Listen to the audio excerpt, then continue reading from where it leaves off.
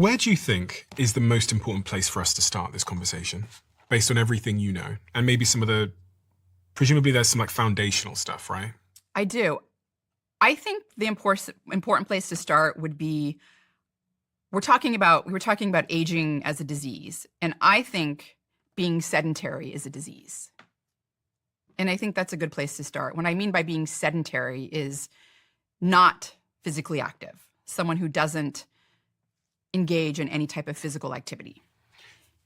And what is the spectrum there of, someone who doesn't move at all for, 24 hours a day versus, you've got obviously someone that's constantly running marathons and doing crazy stuff, but where are most of us on that scale? And are we moving enough? Most of us are not moving on that enough. And most of us are, if you're talking about globally, we're on that sedentary scale where we're just not physically active. We sit at our computer or our desk or our cubicle, all day, and we're not actually moving around a lot. And I say sedentarism is a disease because it's actually been shown to increase the risk of early mortality even more than diseases that we know of, like type 2 diabetes, cardiovascular disease, or even terrible habits like smoking. So being sedentary actually could predict early mortality even more than those diseases. But let's take a step back. It's even bigger than that. There's this amazing study. It's called the Dallas Bed Rest Study. And the study started back in the 1960s. And this is done by probably the world's most talented cardiovascular exercise physiologists. And so Ben Saltine, Jared Mitchell were involved in this early study in the 1960s. And what they did was they took 5 men, they were college students, and they put them on bed rest.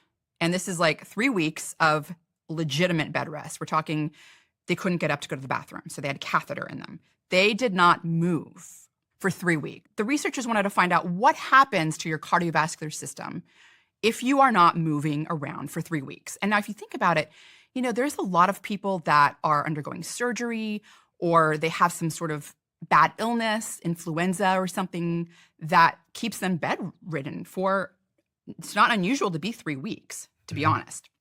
So it's not completely irrelevant. And what was found is after that 3 weeks, their cardiovascular system was just tanked. And one of the major, they were probably some of the most well-studied men at the time. And one of the biggest factors that was measured was their cardiorespiratory fitness. This is often called VO2 Max. And essentially, it's the maximum amount of oxygen that you can breathe in your lungs, then breathe that oxygen to your muscles.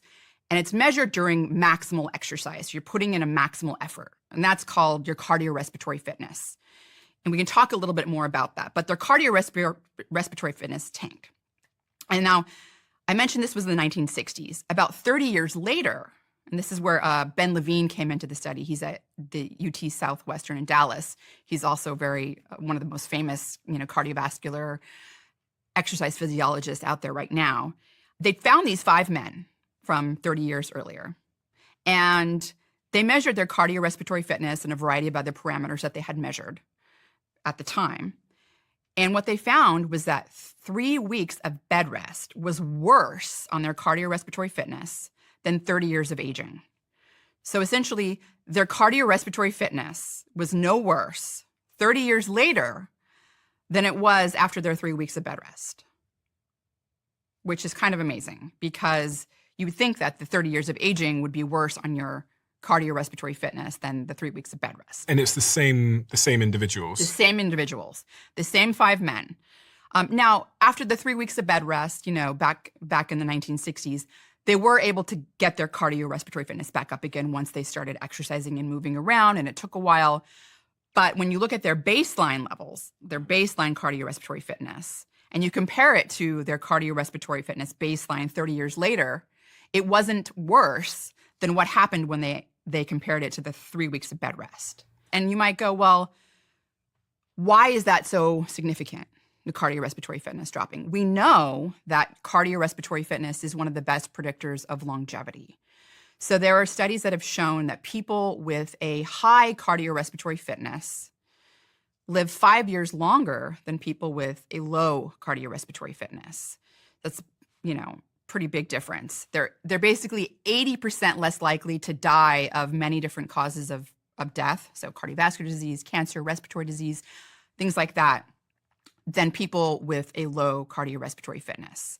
So you're really getting, a 5-year increased life expectancy. You're sort of pushing and delaying those age-related diseases like cardiovascular disease, like cancer, for example. You're pushing them down later in life. So you're not dying from them sooner. And we do know that really just getting anywhere out of that low cardiorespiratory fitness. So people with the low cardiorespiratory fitness are people that are sedentary. And if you just move anywhere above that, even if you're going from low bad to like low normal, you're gaining about 2 years increase in life expectancy. And that's not really that hard to do. But if you think about cardiorespiratory fitness, like right here, just having this conversation, actually even just sitting quietly, it takes about 3 milliliters of oxygen per minute per kilogram body weight to do that.